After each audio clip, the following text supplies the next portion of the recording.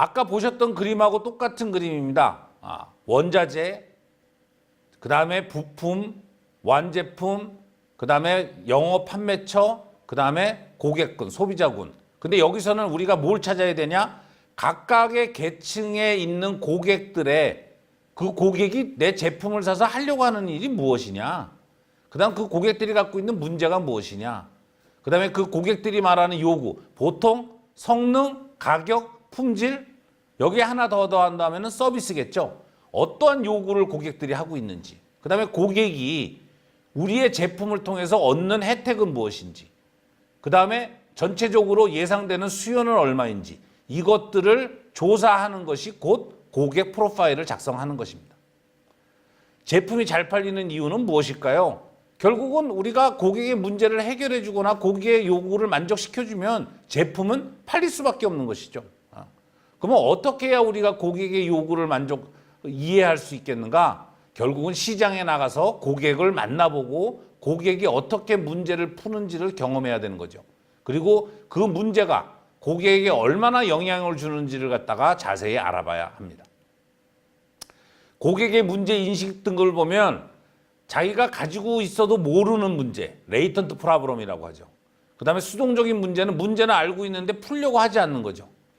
능동적인 문제는 문제를 갖다 인식하고 문제를 풀려고 노력을 합니다.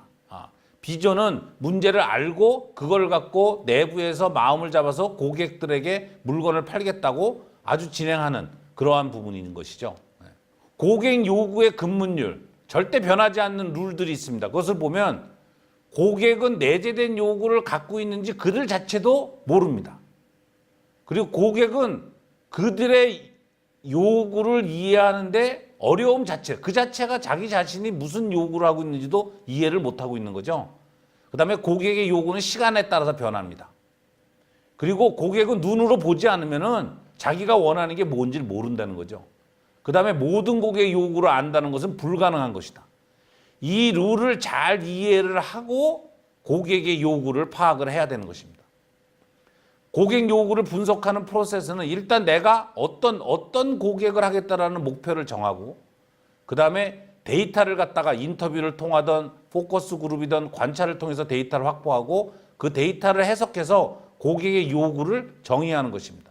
그 요구들을 정리해서 순서를 갖다가 정하고 그 순서를 통해서 그 중요성은 서베이나 요구 등을 수치화해서 중요성을 확인하고 만약에 이것이 내가 제대로 된 요구 분석이 안 되면은 이 분석을 계속적으로 반복적으로 하는 것입니다.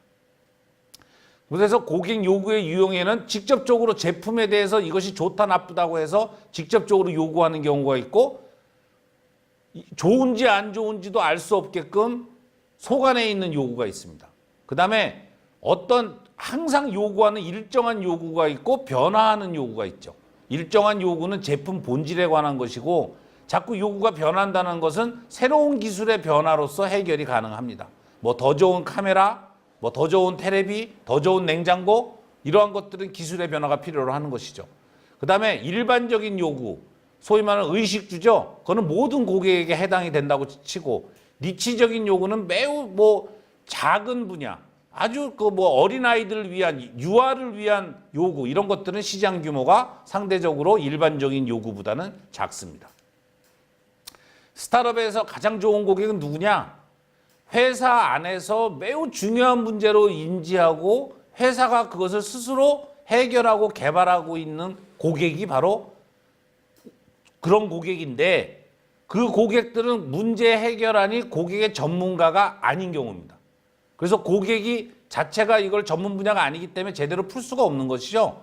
그런 경우에 스타트업이 이런 문제 해결안을 가지고 간다고 하면 고객은 아주 즐겁게 받아들이는, 좋은 예로 치면 애플이 자체 CPU를 만들지만 이것을 생산하는 공장을 가지고 있는 전문가는 아닌 거죠. 그래서 TSMC에 가서 애플은 반도체를 만드는 겁니다.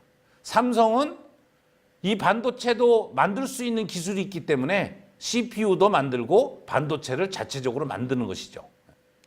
이 매슬로 씨가 얘기한 인간의 욕구 5단계가 있습니다. 이것을 이해한다고 하면은 B2C 사업 분야에서의 고객 프로파일 작성에 매우 도움이 될 것입니다.